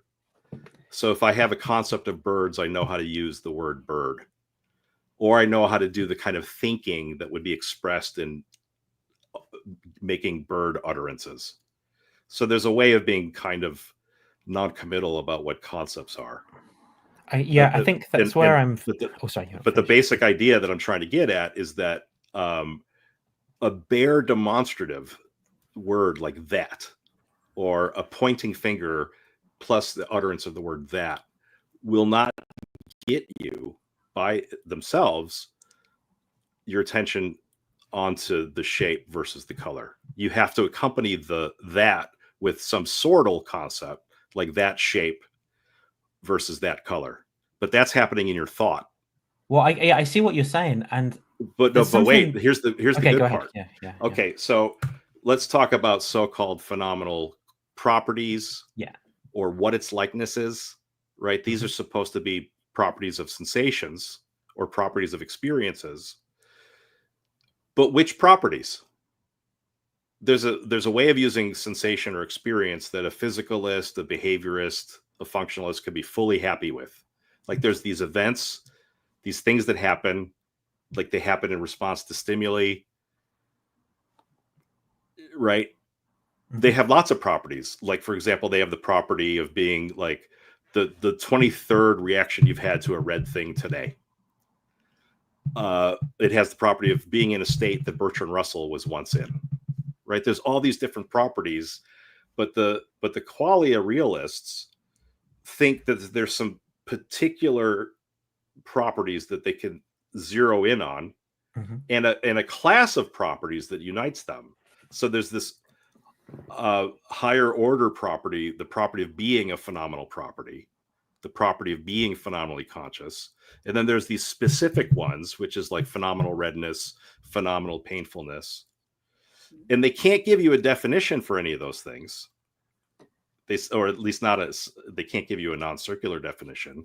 And they soothe themselves by saying, well, at least I could point to it inside my mind. But the pointing can't be anything besides thinking of it. And you got to be thinking of it using one concept versus another. You have to be conceiving of it in some way other than the 23rd thing that happened to Bertrand Russell, or the 17th time today I've been stimulated by a ripe tomato. There has to be some, we might say, mode of presentation or concept or just simply a way of thinking about it. But that invites the question, like, well, what is the way of thinking about it? Are you I do wonder. Are you thinking about shape, or are you thinking about color? Well, this is what I wonder with the concept, though, as well. It's like I'm like in, you know, like in the mode of presentation or the concept or whatever that's supposed to be, right? That's like a representation, and right, and it's a representation of a phenomenal property. But what does that mean? What is a phenomenal property? You can't just say, well, it's that. Yeah. Because That's what I'm because saying. a bare that is useless. You have to accompany the that with the concept. So what's the concept? And if you tell me the concept is, well, the concept of phenomenal property, the question is, well, what's that concept? Yeah. I see where you're going with this. I'm just trying to understand where you're resolving it. You know, that's what. Well, the resolution is to say that people have fooled themselves into thinking that they have access to something via bare pointing. Mm-hmm. Really, right. So it's not the really what extension, they're doing. It's the concept. They're just reproducing. Yeah, they're accompanying the bare pointing with this concept that's actually totally an empty concept. Okay. Because if they were conceiving of it as like, the reaction I usually am in response to shape versus the reaction I usually am in response to color, well, that actually, what they just said, is something you could give a functional definition of. We could open you up and decide in an objective way, well, what is the reaction you usually are in when stimulated with color versus stimulated with shape? We could figure out whether a robot is in a similar state. Yes. Right? They need some kind of private thing. Yeah. That is the thing that they know privately. There's a place here where I'm prepared to grant that to them. Like, okay, just think to yourself, like, what is the thought? And if you're just thinking to yourself that, it's that, not that.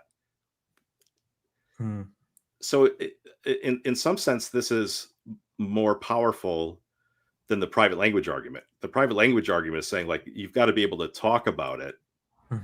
Otherwise it's bullshit. This is saying you can't even think about it to yourself. And that's why it's bullshit. You have fooled yourself into thinking.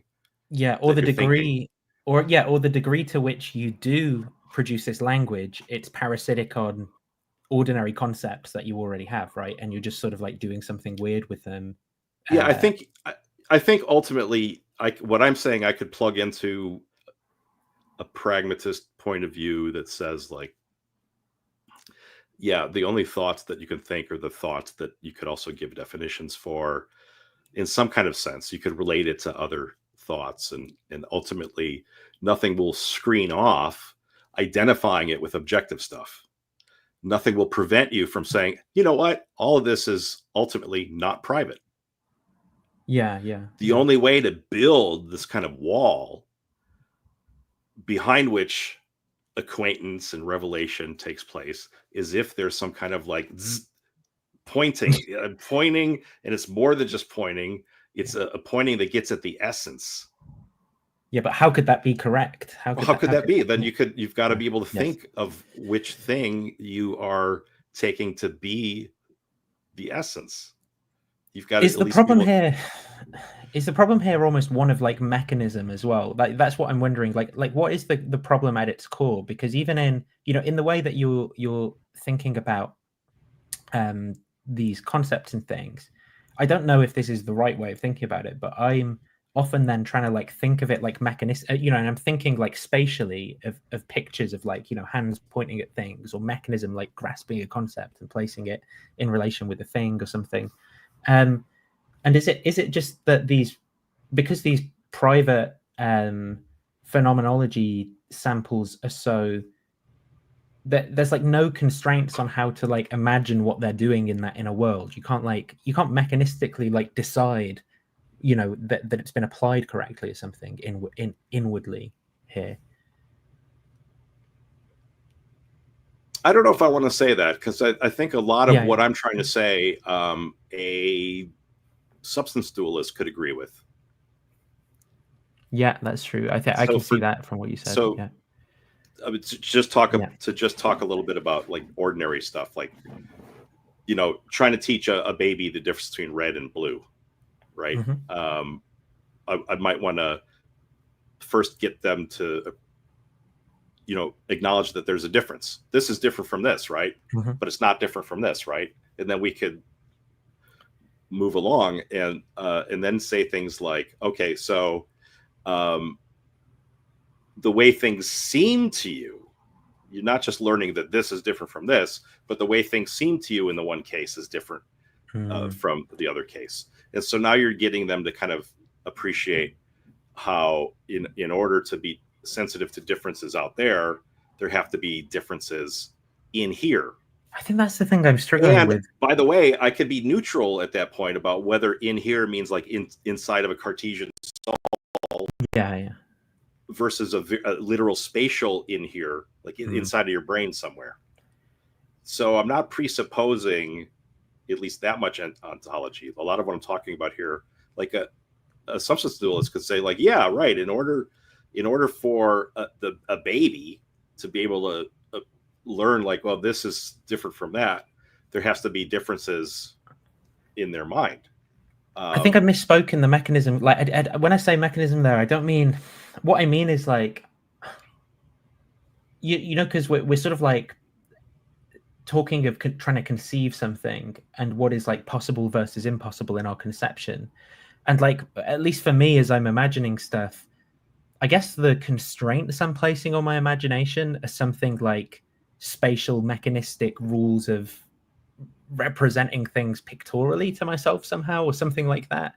And so I'm just having a really hard time understanding what it is I'm supposed to imagine with the privacy case. Part of what I'm talking about might be conveyed by like the poverty of pictures. So a picture of a blue rectangle is simultaneously going to picture the rectangularity and the blueness. So in being able to think about the rectangularity versus the blueness, you're going to need more than a picture, or you're definitely going to need more than that picture. Yeah. So it's very tempting to say that you've got this other thing happening in the intellect. You've got the concept, which is kind of word-like. Just like you can have the concept of red versus the concept of vermilion, or the concept of very light shade of red. You just have the concept of red. We have the word red versus the word or the phrase light shade of red. If all we have is the word this, and if you didn't even have hands or anything to point with, you just sat there and said this, how would I know what you're talking about? When you are able to point your finger, I can narrow it down. Yeah, in the visual somewhat. Field. Yeah, because there's spatial differences, and so we could presume you to be implicitly deploying concepts of the spatial differences. So there's an implicit description of, the difference between that thing versus that thing it's the one that's closer to the window, or the one on the right. It's as if you told that. It's as if you told someone to close their eyes and then you said, now this. Exactly. It's a blind pointing. Yeah. And then when you open your eyes and you have the red experience, if you have thought, the capacity to think of the difference between red versus very light red versus vermilion, then you could attend to the redness versus the vermilionness versus the phenomenality versus its being visual. Those differences in attention are not a difference in moving your eyeballs, or a difference in moving your finger. It's a difference in moving your thoughts. You're thinking one thing versus the other. No, I have a difficulty here. Yeah. And so the question arises, like, well, what is the content of the thought? Yes. Yeah. You should at least be able to answer that for yourself. Well, I don't know that I can. When you're thinking of phenomenality in general versus phenomenal redness versus phenomenal light redness, what's like for me? What's the content of the phenomenal part? Well, this is the thing, is that for me, I actually don't know anymore. Like, I feel like maybe I'm just lost in the source, right? But I genuinely don't know anymore that there is like I can produce words, right? Is what I feel like. That's my point. We have these words, and we fooled ourselves into thinking that the words mean things. And by thing here, you mean sensation or what? Like maybe I'm missing when you say we fool ourselves into thinking the words mean things. Like what is thing there? Maybe it's just the last bit that it's just that broad anything at all. Like it's actually. Oh yeah, as in so words mean things as in they discreetly mean.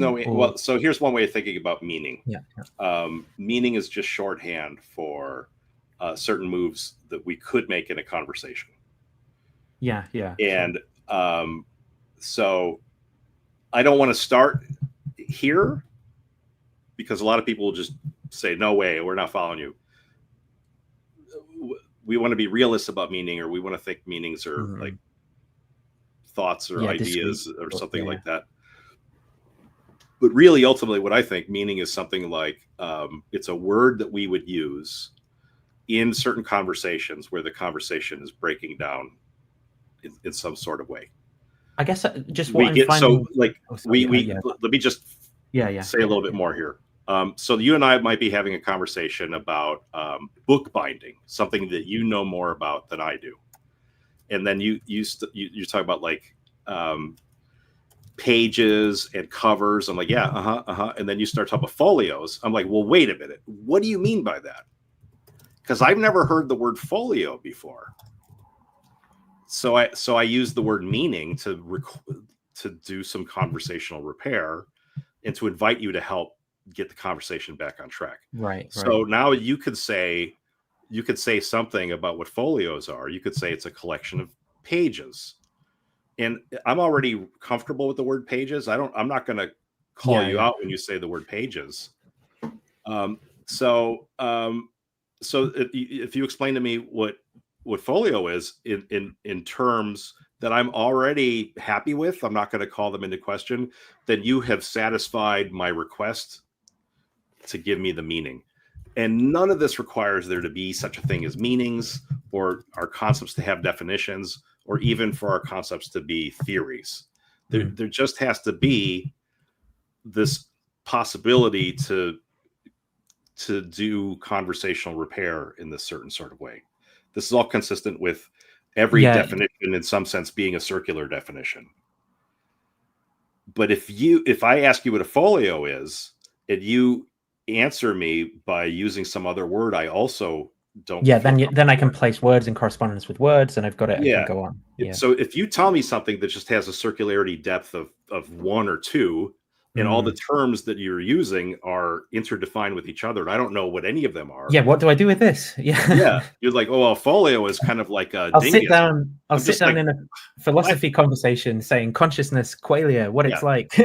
Yeah. So the big conversation about consciousness is a big.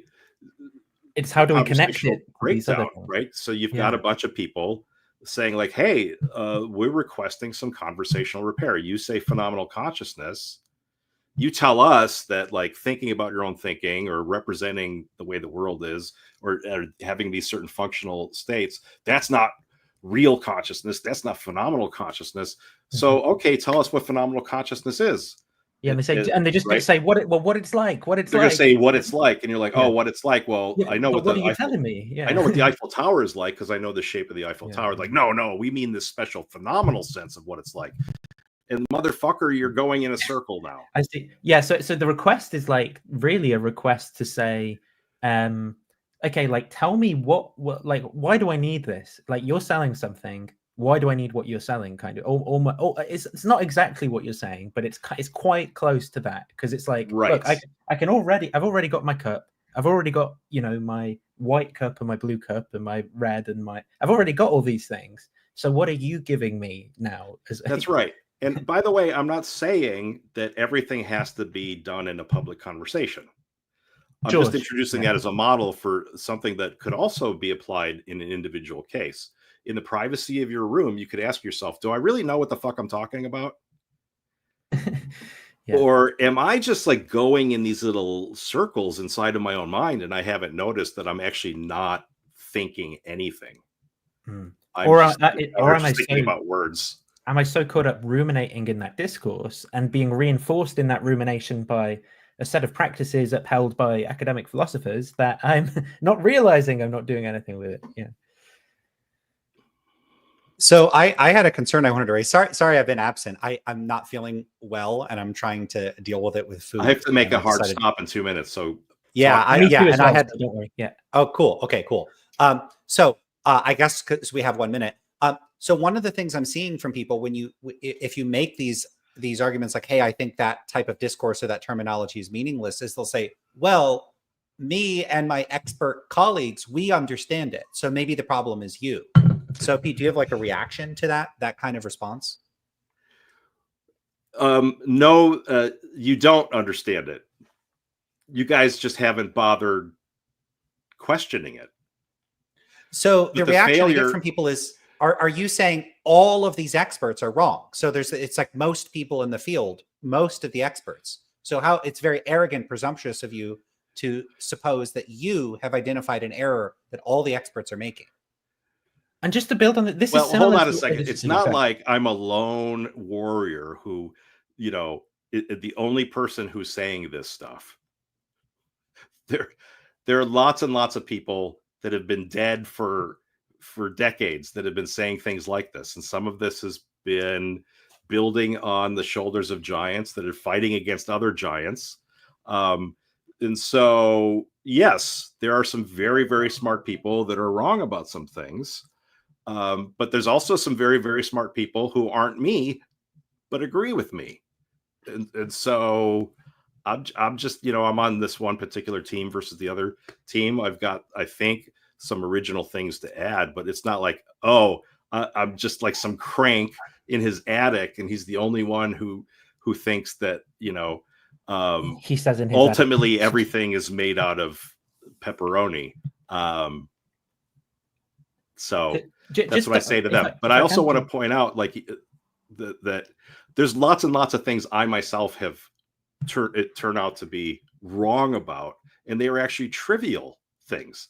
I remember an argument I once got in with somebody when I was an undergrad. I had this friend who was a graduate student doing his dissertation on mathematical logic. He already had a PhD in math, was now getting a PhD in philosophy. I knew a little bit of logic, and I had this big argument with him because I'm an idiot, and I thought that P therefore Q and not Q therefore not P were two completely different statements with different logical properties. And it really seemed to me like I was right. It seemed to me that I was right strong enough that I would argue against this guy. And then eventually I came to see that, like, I was totally fucking wrong. Like, it was easy to prove to myself that I was wrong. But in that moment, like, I really thought, like, yeah, there's a difference here. These are two different thoughts expressing two different truths. Here is the question, though. How did you find out? How, in that case, how did you find out you were wrong? And how do you know that this case isn't like that? Do you see what I mean? Like, I thought about it. I thought about it for a while. I learned about, like, how you would establish things like this and using truth tables, and I accept the truth tables as a decent way of doing it. And I came to decide that for now on, I agree with that person. But ultimately, there's no knowing.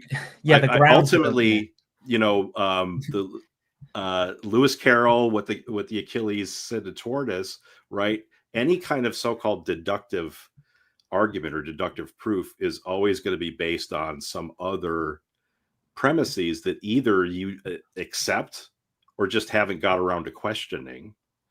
And Duhem-Quine thesis rules the day. You could, if you wanted to, say, like I could have said, you know what, I'm right, and I'm going to construct a new logic around it, and it's going to be like, the Mandik logic, and its central axiom is going to be, if P then Q is not equivalent to if not Q then not P. I could have done that, and a lot of people would have said I'm crazy, and I wouldn't have had much to really show for it, but I could have done that.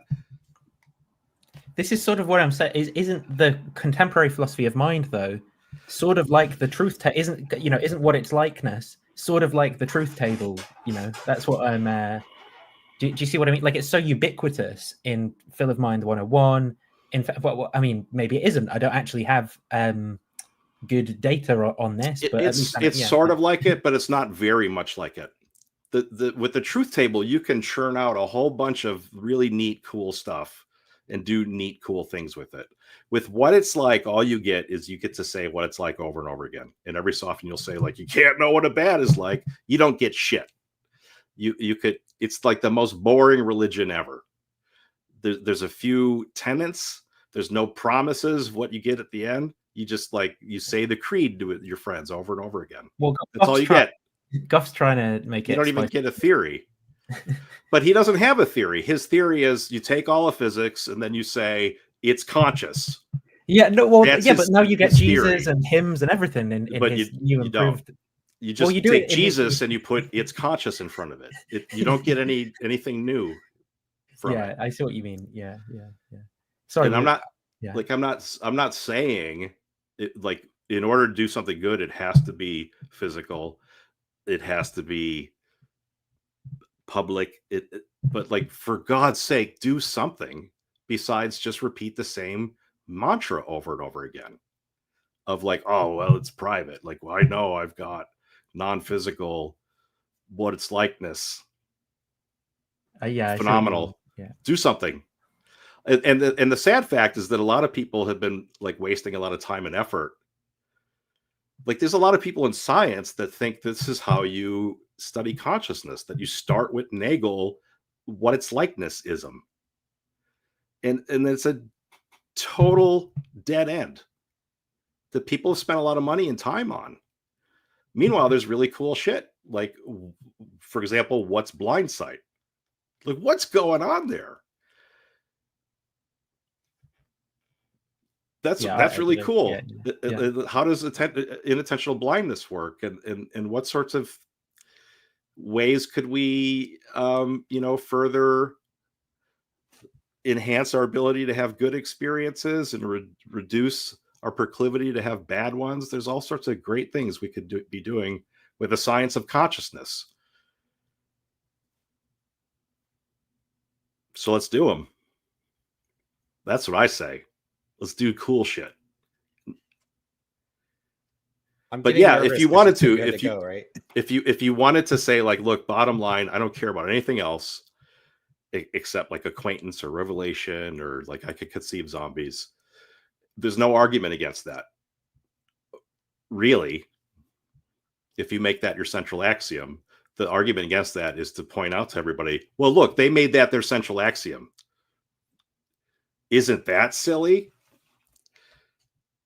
Yeah, we'll need to start have an inquisition to get rid of them. We'll have consciousness martyrs. The robots will kill them. The robots will win it. I can just imagine Emerson, without argument. I can just imagine Emerson going to his death in the face of AI. You're not conscious. Like. We don't care. We don't care.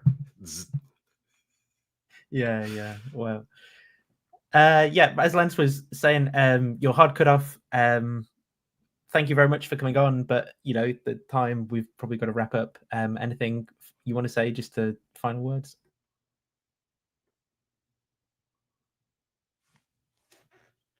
Nope. Okay. Is that even Lance?